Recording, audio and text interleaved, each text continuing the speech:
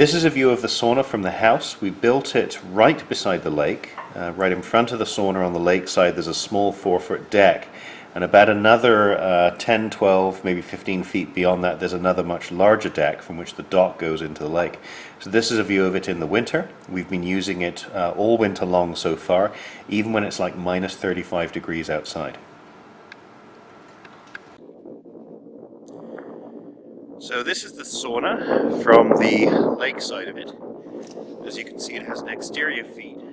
It has a 4-foot overhang, and there's a deck in front of it, which is really quite nice. Now this video is being made before we have put the exterior siding on. We ran out of time this year with the weather coming, so exterior siding, soffits, fascia, all that stuff will go on next year.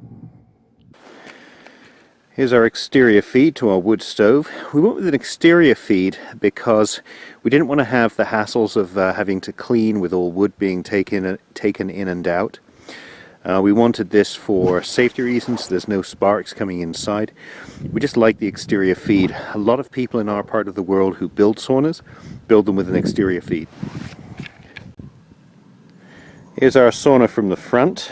The door on it is a exterior screen door. The top window simply slides down, which is lovely. The windows on it I built myself. They're out of cedar and single pane. The beams you see here are two 2x10s laminated together. They're cantilevered, so they run the entire length of the wall, inside the wall, sitting above a stick-framed wall.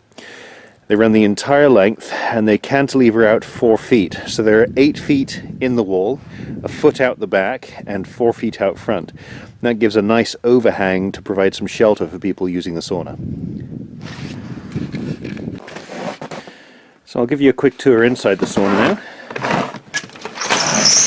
This is the changing room. It's panelled with tongue-and-groove pine. There's some hooks that were a recovery from an old friend of mine. There's a simple spruce bench that is yet to be finished. It got too cold to stain it this year. So there's tongue and groove pine on all the walls, all the ceiling. We decided to run electricity to the sauna, so we have electric lights. It's a wood-powered sauna, but we wanted electric lights in the sauna. The candle window you'll see here is actually built out of an old hydro pole, as are the exterior window, as is the door. The story is somebody dragged these old hydro poles out of the forest, took them to a local lumber yard who milled them up, and we were able to buy a couple of them, and they've formed the basis for our doors and windows. All of the windows we have used tempered glass. I believe it's 1/4 inch thick.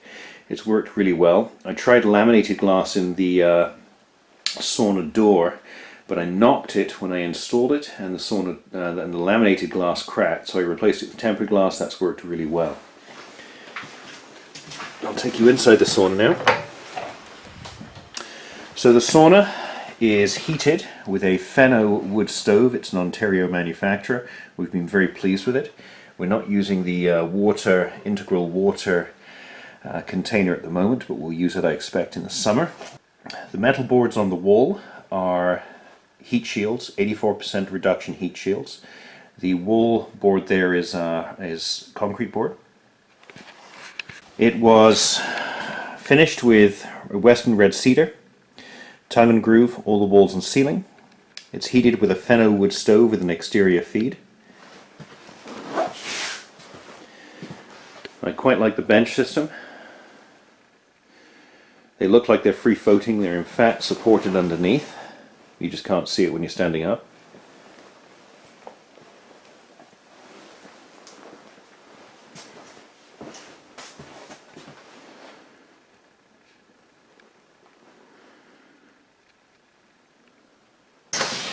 As you can see, we have an exterior wall vent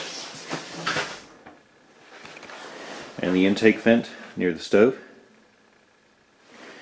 We have our exterior window, which I really quite liked. We've placed that so that when you're seated on the upper bench you can see outside. There's a view of the island in the distance.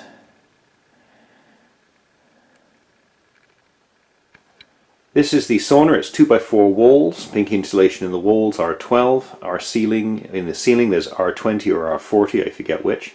This gets really quite warm. We've had it up to 105 degrees in here when it's minus 35 degrees outside. It does take a little while to heat up. An hour will get it quite warm in here. 2 hours will get it to 80 degrees. If you have it for longer, it'll get even warmer.